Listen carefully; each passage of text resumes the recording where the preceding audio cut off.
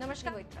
लद्दाख से एक बुरी खबर आ रही। खबरों की माने तो लद्दाख के गलवान घाटी में बीती रात चीन और भारतीय सैनिकों के बीच खूनी संघर्ष हुआ।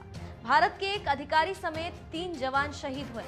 दोनों तरफ के वरिष्ठ सैन्य अधिकारी तनाव कम करने के लिए स्थिति पर बैठक कर रहे हैं। खबरों की माने तो कल रात वहां अचानक हिंसक झड़प हुई, जिसमें भारतीय सेना के एक अधिकारी और 2 जवान शहीद हो गए। बताया जा रहा है कि कल रात हिंसक झड़प वास्तविक नियंत्रण रेखा पर हुई। यहाँ पर एक बात बताते चलें कि 70 के दशक के बाद पहली बार एलएसी पर गोली चली और एलएसी पर भारत और चीन के सैनिकों के बीच झड़प हुई। यहाँ पर एक बात बताते चलें कि गलवान घाटी में 6 जून की मीटिंग के बाद सैनिकों को पीछे हटने की प्रक्रिया चल रही। 6 जून को कोर कमांडरों की बैठक हुई थी। इसमें तय हुआ था कि सैनिक पीछे हटेंगे। उसके बाद गलवान घाटी और हॉट स्प्रिंग एरिया में धीरे धीरे चीनी सैनिक पीछे हट रहे थे, लेकिन अचानक माहौल खराब हो गया और खूनी संघर्ष हो गया। यहाँ पर फिर से हम एक बार बता रहे हैं कि लद्दाख में चीनी और भारतीय सैनिकों के बीच खूनी संघर्ष हुआ।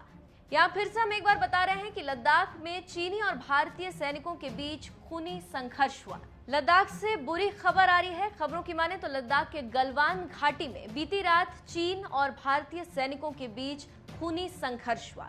भारत के एक अधिकारी समेत 3 जवान शहीद हो गए।